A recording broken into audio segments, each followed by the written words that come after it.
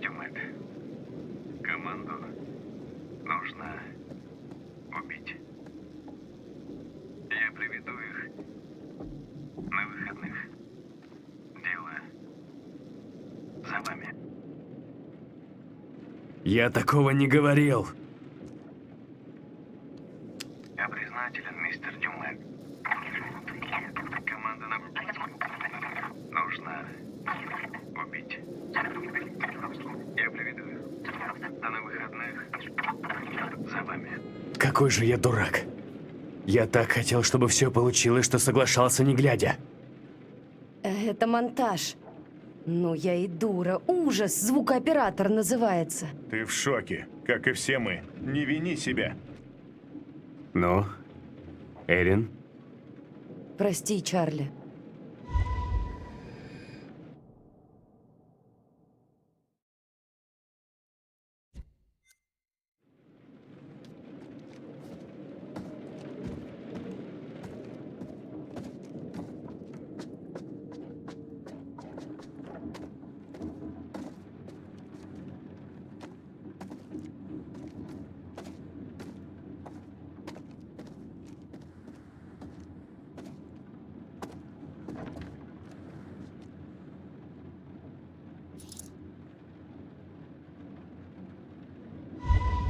Похоже,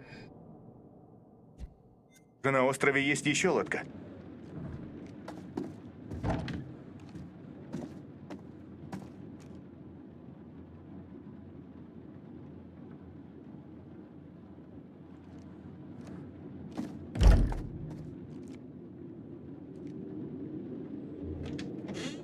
А! Твою ж мать!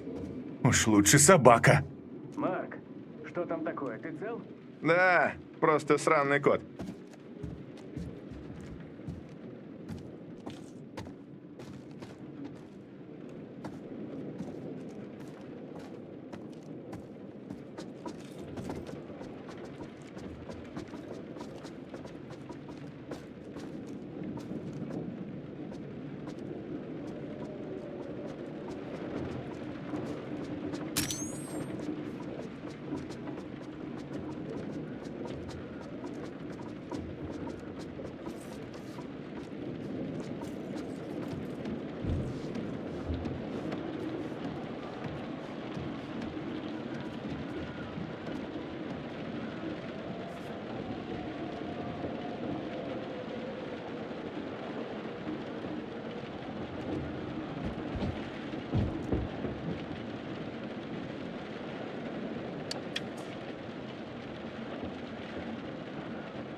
Come on.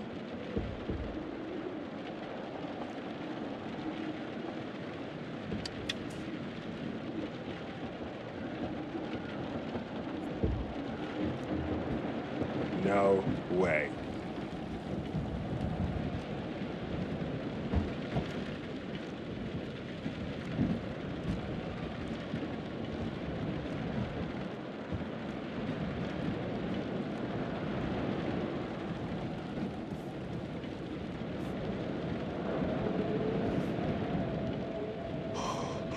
Don't look down. Don't look down. Don't look down.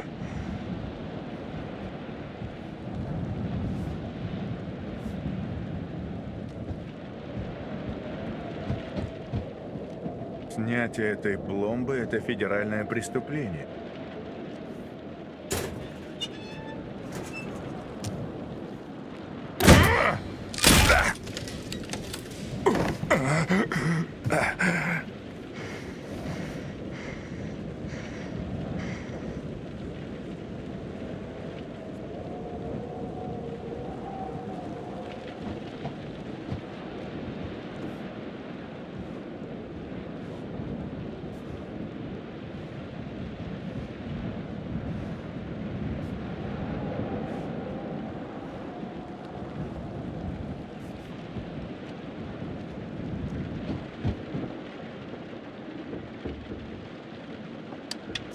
Ow!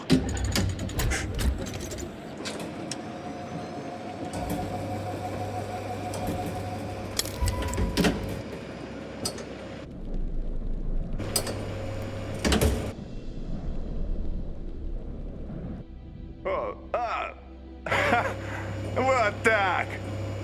Уу!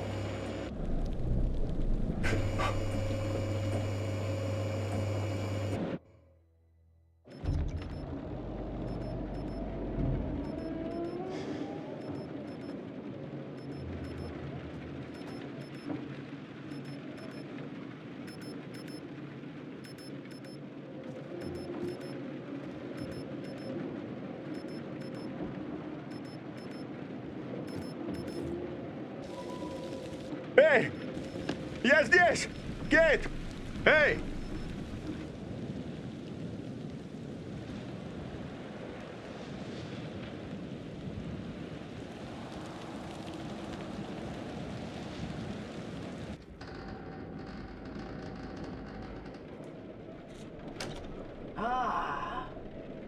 Это ты. Я тебя не ждала. Ты для разнообразия не опаздываешь.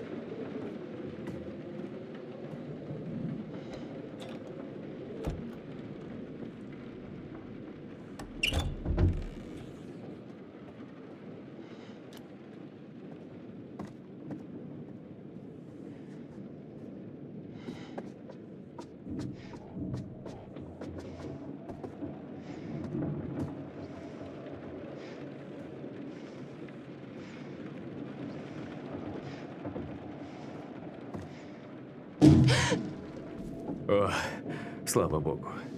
Это ты. Слава богу. А где Марк? Все нормально. Он пытается зажечь свет. Марк?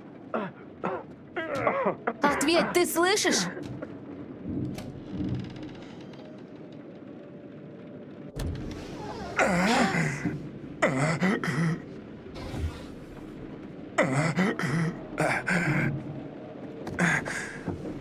Марк! Я думала, ты погиб. Меня...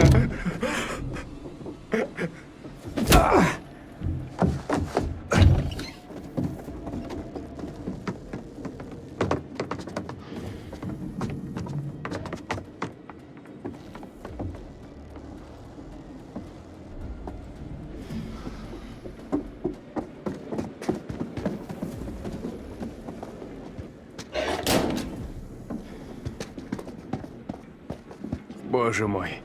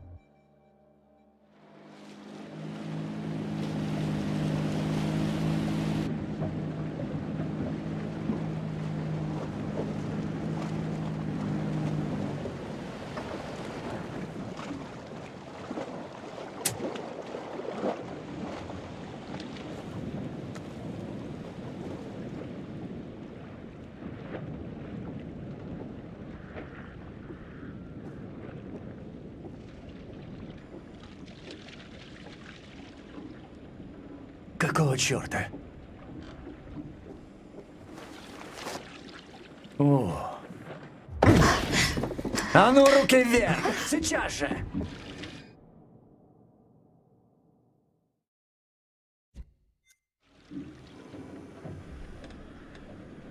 Он убил их. Всем молчать, я сказал! Руки держать на виду! Хорошо, что вы здесь. Помогите нам. Пока я все не выясню, не шевелитесь!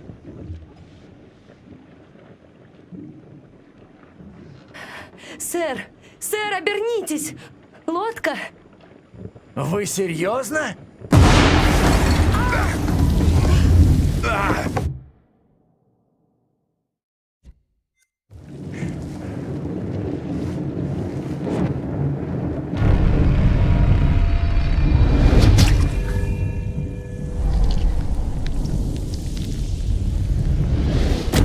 Боже! Нет, нет, нет!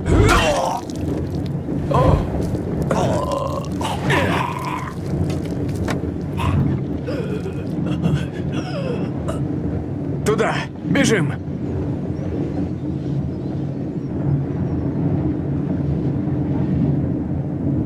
Пистолет!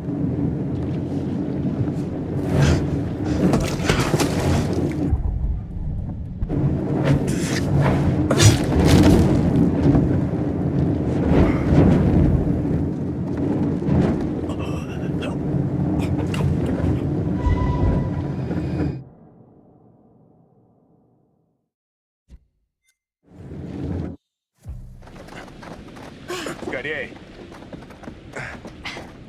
Сюда.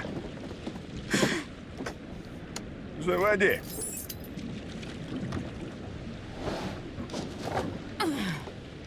О, не работает. Пусковой трос. А, вот. Ну давай же. Эй, Кони! Привет, мальчик. Сюда. Скорей.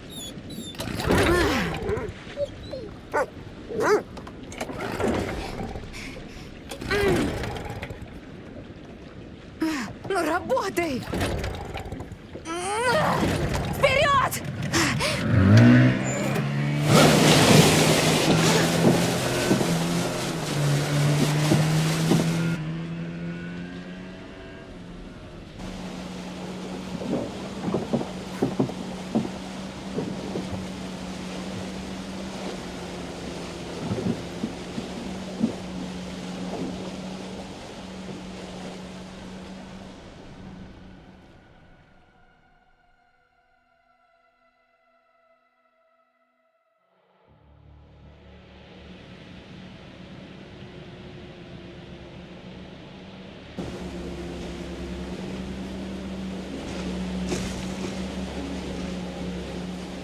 Получилось.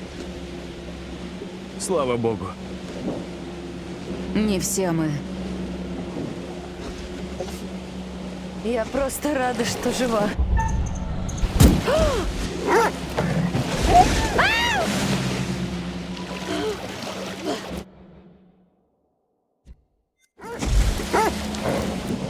Держись!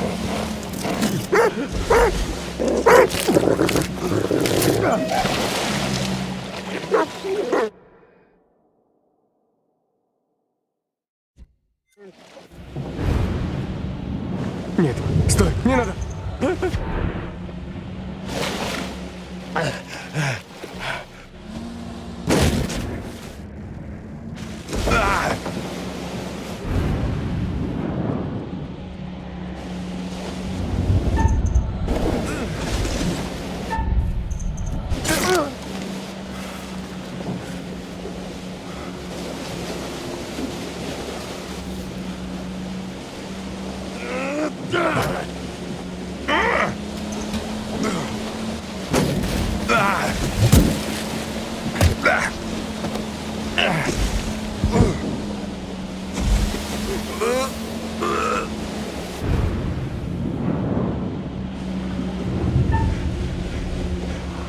Нет!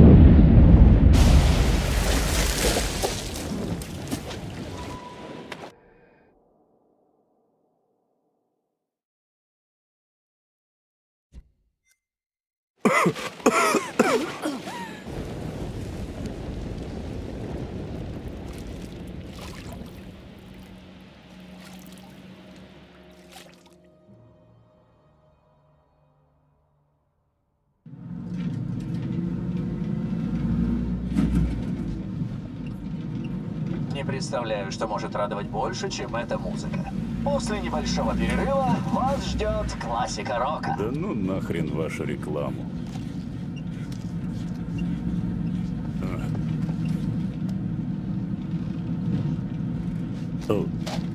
Черт. Блять!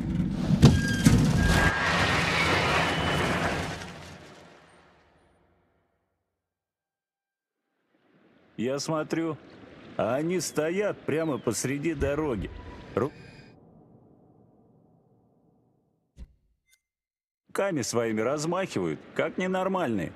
Откуда вы ехали? Форт Уэйн. Я в дороге, считай, уже с 3 утра. Рановато. Ну, я хотел добраться в порт к 8. Похоже, теперь я уже не успею. Скорее всего, не успеете.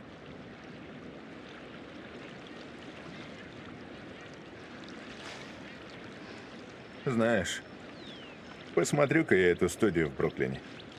Может, и выйдет чего. Как раз отличное время начать все заново. Да. Ну, расскажи потом, как пойдет. Только если сможешь обойтись без непрошенных советов. Обещаю.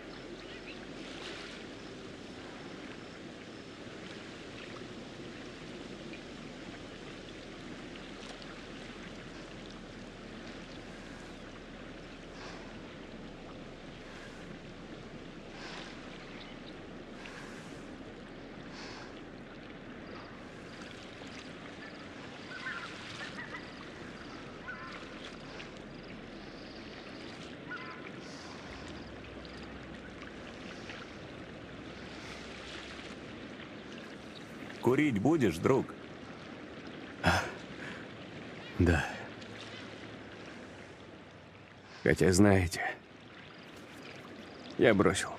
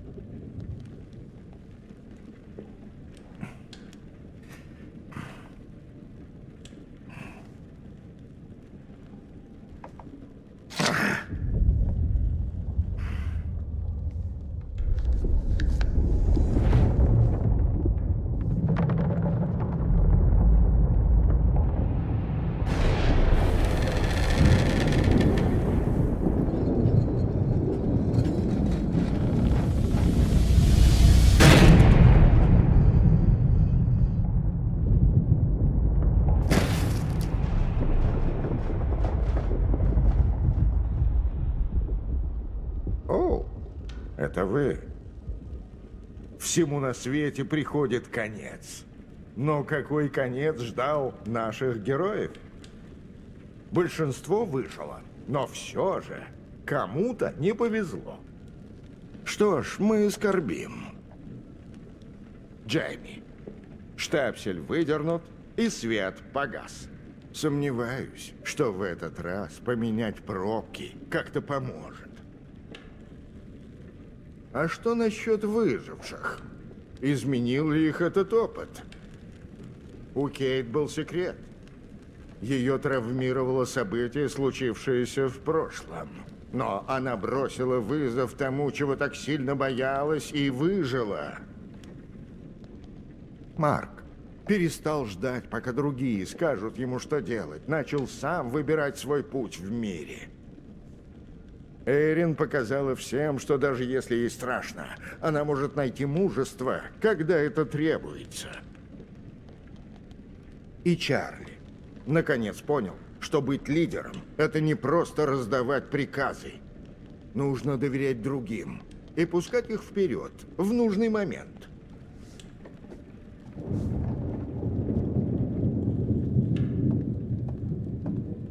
Я разберусь с бумагами утром. Сможете найти выход? Было, как всегда, познавательно. Уверен, мы еще встретимся. В будущем. До встречи.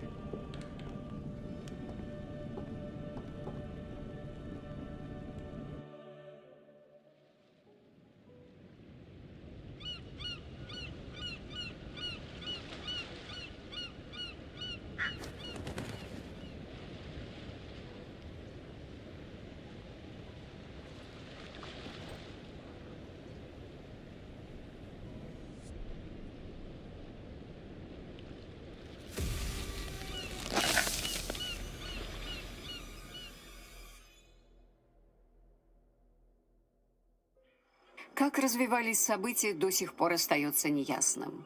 Нам известно только, что около 7:30 утра водитель грузовика остановился, чтобы оказать помощь. Он вызвал полицию, которая быстро прибыла на место.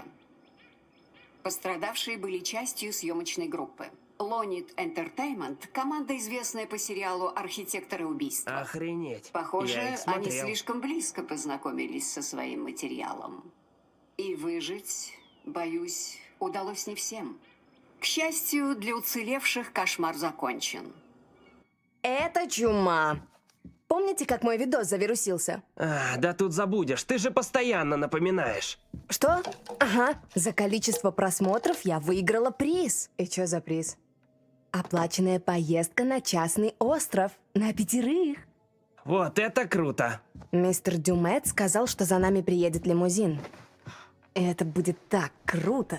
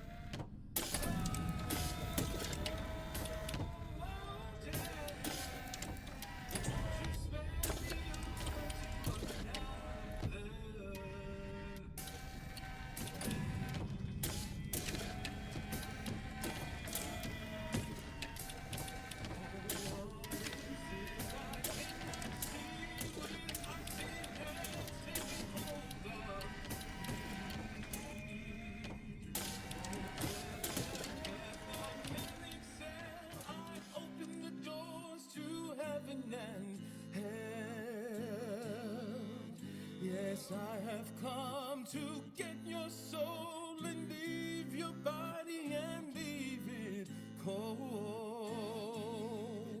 To drop the flesh from on your frame, the earth and worm both have their claim. I said, oh, death, oh, death, won't Won't you spare me over to another Eve?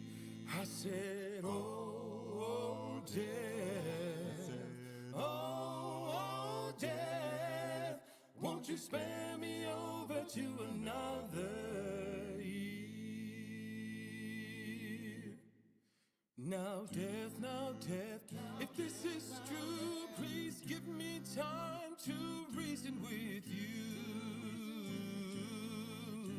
From time to time you heard and saw, so I close your eyes and I lock your jaw. I'll lock your jaw so you can't talk. I'll fix your feet so you can't walk. And I'll dim your eyes so you can see this very hour. Now come with me. I said, oh, death, oh, death, won't you spare me over to another Eve? I said, oh, death, oh, death, won't you spare me over to another Eve?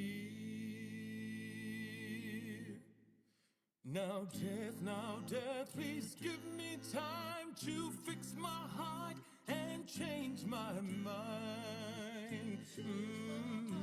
Your heart is fixed, your mind is brought. I'll have your shackles to drag you down.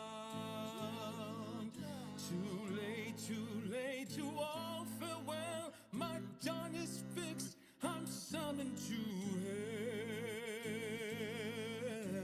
As long as God in heaven shall dwell, my poor soul shall burn in hell. I said, oh, death, oh, death, won't you spare me over to another Eve? I said, oh, death, oh, death, won't you spare me over to another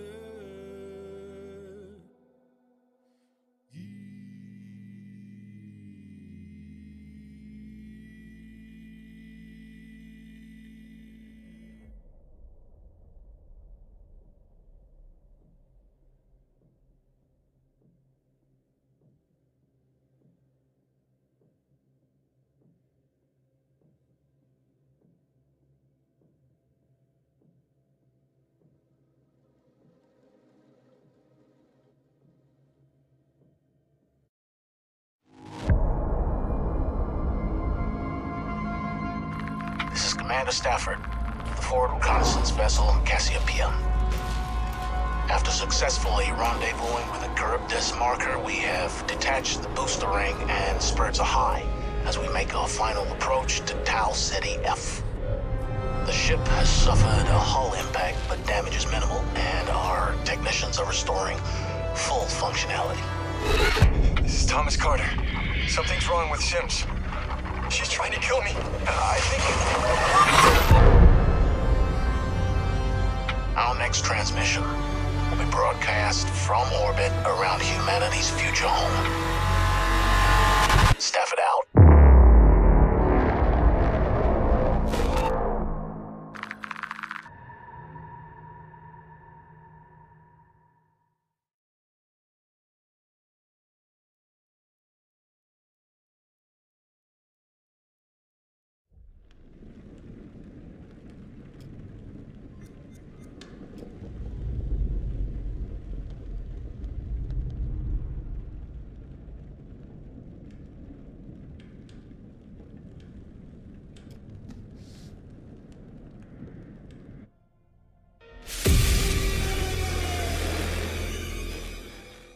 My name is Kate Wilder. I've got a master's in criminal psychology. I'm an investigative journalist and hope to make a difference. Hey, we're here with Jessie Buckley to talk about Supermassive's brand new game in the Dark Pictures Anthology, The Devil in Me. So let's start at the beginning. Tell us a bit about the character that you play. I play a character called Kate Wilder. who is a presenter who's part of this documentary team who are doing a show about the serial killer H.H. Holmes. America's first serial killer confessed to 27 murders. The number grew significantly. Nearly 200 lives. I'm a serial killer documentary watcher. Is that your jam too? Yeah, I'll watch a serial killer documentary. Right, it's really relaxing. Like, okay, cool, Yeah, I can it's chill kind out. of fascinating why we're all addicted to kind of those stories. We need a plan. Forget his games, traps, all that bullshit. Think about the killers we've covered. There's always a weakness. I'm not playing detective, I just want to survive. Playing detective is how we survive. So what interested you in the role of Kate? Well, to be honest, I've never played a video game in my life, and I had no idea what the hell the world was. Oh, wow. Okay. So that was firstly why I kind of was like, oh yeah, that sounds new and Different. fun. And yeah, and then I read the script and talked to Alita, who's our director, and it just seemed like a really lovely thing to be part of and something new and fun. And I can't believe how they create this world. And action. You know, usually I just get a script and it's like 70 to 100 pages long, but there's like 300 pages in one script. It's unbelievable. So as you kind of mentioned, the game has multiple branching paths, so your character could end up in any number of situations.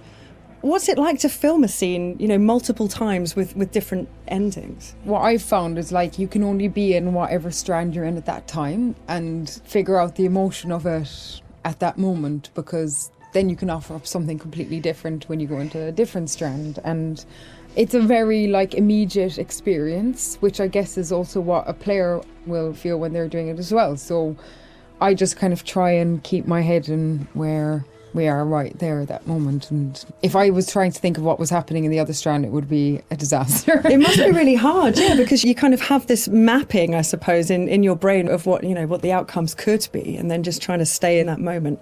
It's very interesting stuff.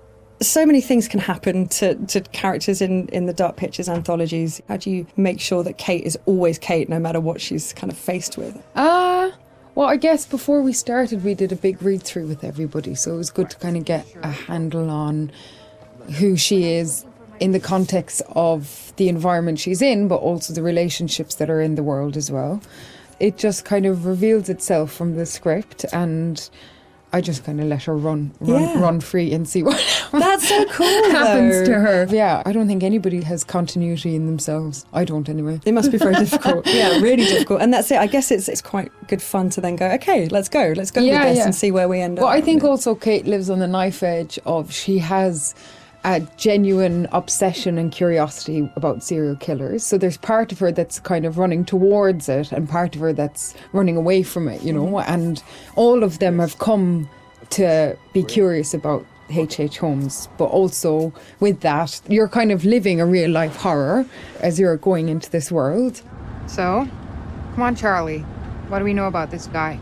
And everybody's fantastic, and they're all such distinctive people, and they all somehow genuinely feel like a crew, Nice, yeah. You kind of have the kind of riffs. Charlie is thinking. She looks a lot like a temper tantrum. And the new fledgling loves, and then the kind of creeping horror of your life. What are you doing with your life? Sounds very familiar. Yeah, I think I've been there at 3 a.m. What is all of this? Okay, so let's talk about the setting that Kate finds herself in. I've heard something about murder castles, and I'd like to know more. So the production company that Kate works for, Lonnet Entertainment, they get a mysterious call from a stranger who says that he's basically made a replica of H.H. Holmes' murder castle. Wicked. And invites them to come and document it because he knows that they're interested in serial killers. And Lonnet Entertainment, which is run by a character called Charlie, is kind of hard up, but only Charlie knows that. And so even though Kate is a bit kind of resistant to go because it just feels like another kind of fuddy-duddy thing, they agree to go to this island as one last kind of hurrah. It sounds like absolutely nothing awful is going to happen. It sounds like a perfect setup. I'm going to have a cup of tea. Delightful. Yeah, lovely island. Very nice. Look!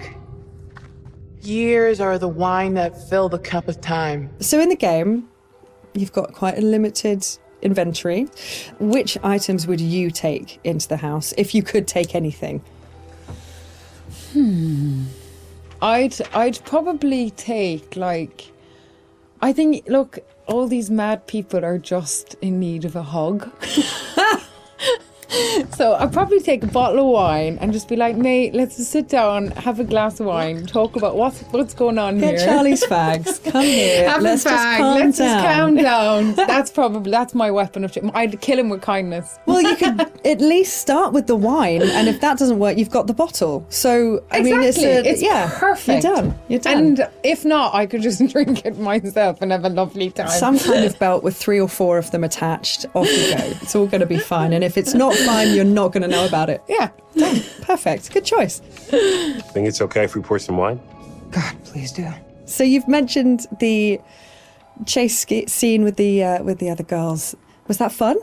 That genuinely was fun to be running and scared and all of that?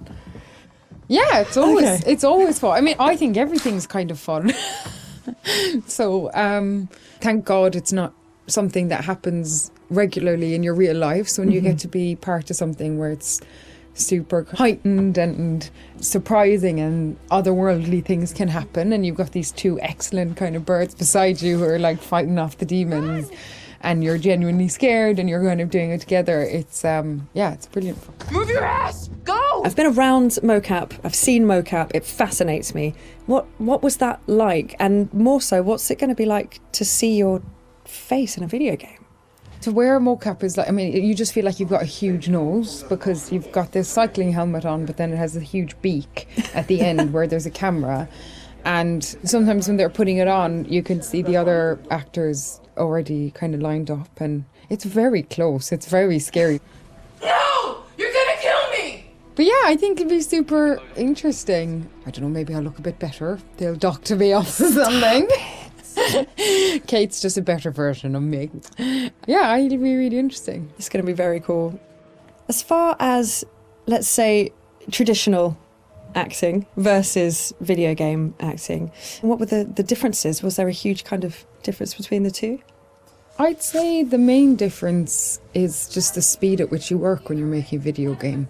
You still have the same intention, and narratively it's the same kind of experience because you're creating characters together and you're creating a world together, and our wonderful director is like interacting with us as a film director would. And also you're on a stage where there's little square boxes and there isn't a costume, you know, that's something that's added later, and all that's being caught is the emotions on your face. It must be quite intense. When it's just focusing on your face, that must be a real, like, I don't know, like intensive experience. Although, to be honest, like the scripts they're really good, and so I don't really try and think about that too much, whatever the situation. I think if I did think about it, it would be an awful disaster. Yeah, may change the situation entirely. You just kind of listen to everybody else that's there and get on with it. We need a plan. Forget his games, traps, all that bullshit. Think about the killers we've covered. There's always a weakness. You suggesting we invite him to tea and psychoanalyze? I'm suggesting we use our heads. We play his games, we'll lose. It's our best shot.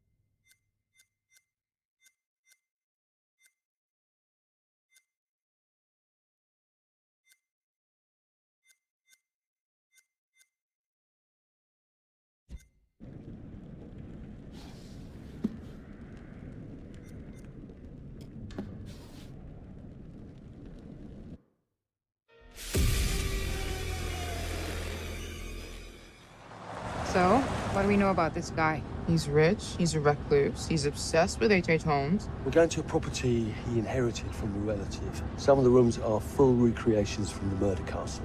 Dumet has blueprints, documents, artifacts. Totally sane, I'm sure. There are various elements we knew we wanted to explore when designing the hotel. From developing areas and set pieces that generated a constant sense of uneasiness and tension, to memorable trap rooms that forced the player into frantic life and death decisions. I'm so sorry. We took a lot of inspiration from Holmes' original murder castle, as we wanted to capture the way that Holmes' castle was created to disorientate and confuse his victims. Welcome to the World's Fair Hotel. As cunning as Dumet is, not everything in his castle runs like clockwork anymore. His operation has become so vast that he can't maintain everything, and the Lonnet crew have turned up at just the right time to exploit that. The production design for the hotel needed to reflect the original design, utilising a Victorian-style facade and castle turrets, interiors with ornate mouldings and panelling, being made larger to accommodate the game's intention to be used as a vast labyrinth to create fear and horror. This included the hidden rooms, sliding walls, trapdoors, and secret basements, but with extra central monitor rooms and death rooms, all hidden from the guests, providing multiple layers and multiple levels to explore, unveiling the horror within.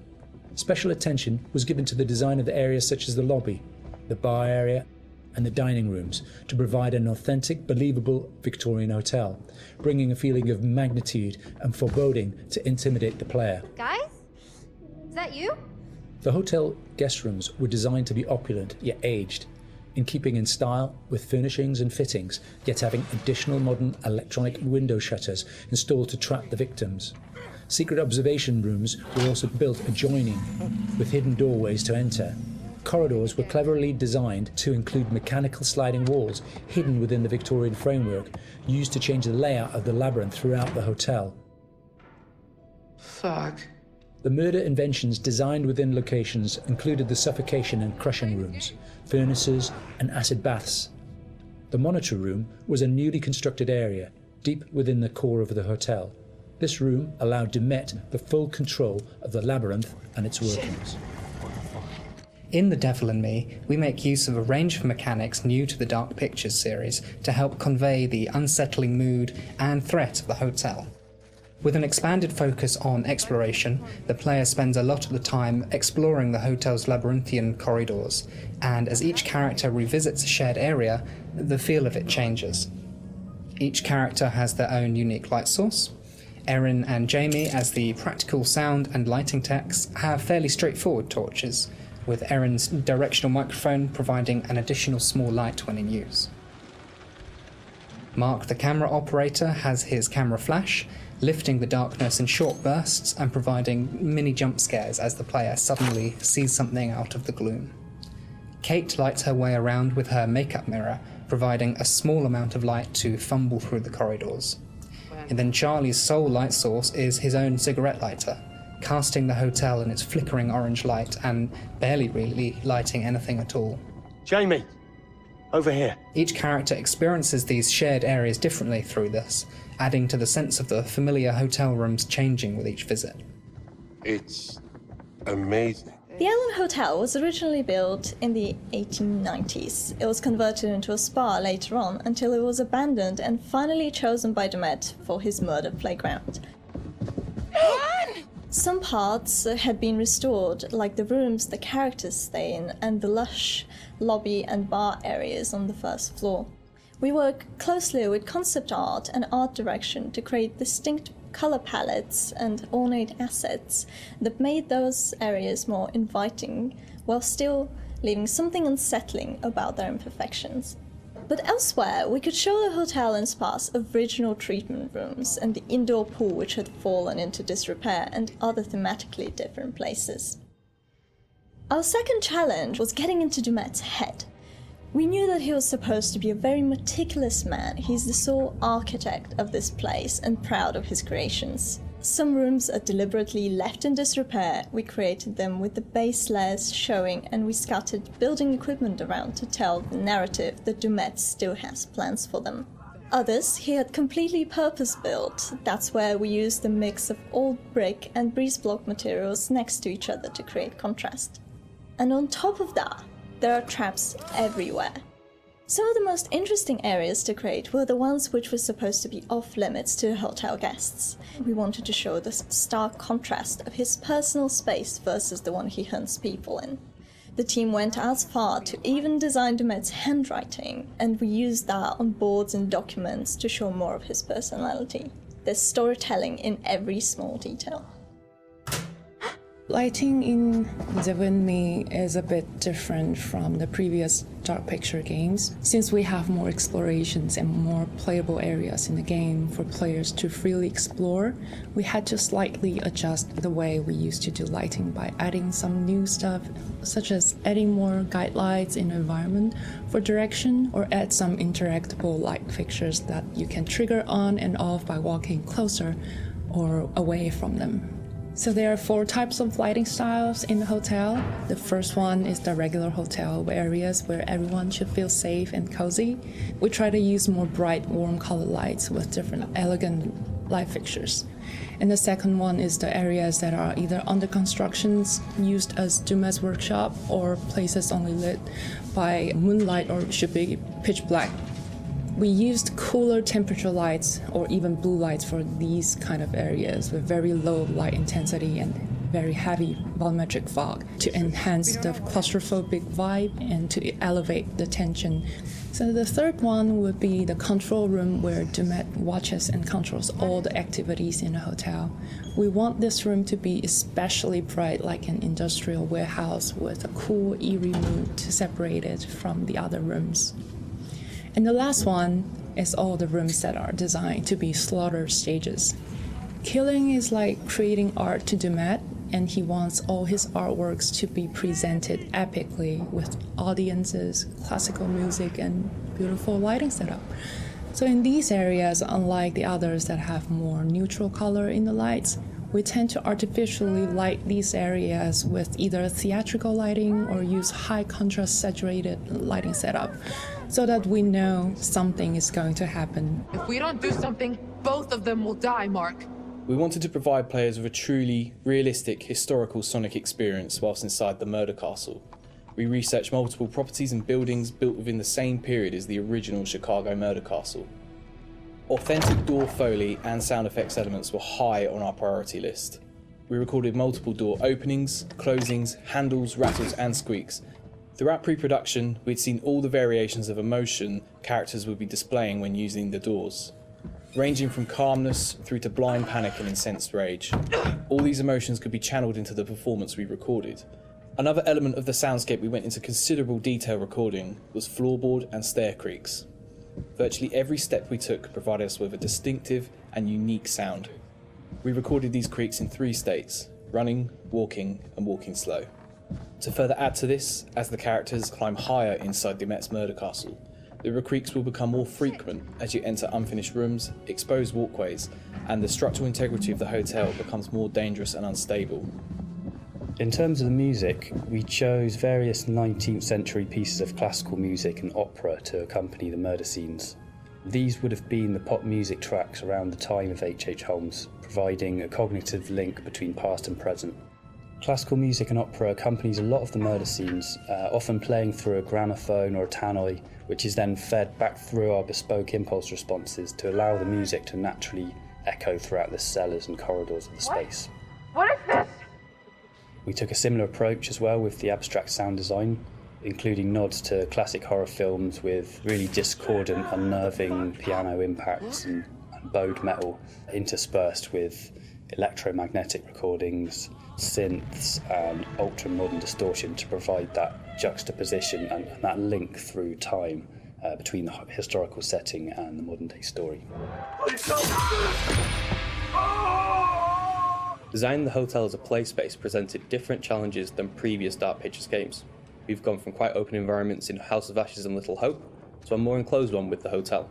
The ability to revisit previous environments at different points in the story, with different layouts and different emotional states, meant that we had to collaborate very closely with each other to make sure we designed each area to cater for every requirement. We had to think how a lit corridor would feel if multiple characters roaming around it, versus the same corridor drenched in darkness with just a singular player character. Empty hotels are inherently eerie, and it allowed us to play with the idea of liminal space to try and create a murder castle that felt uncanny. It's something that felt truly unique.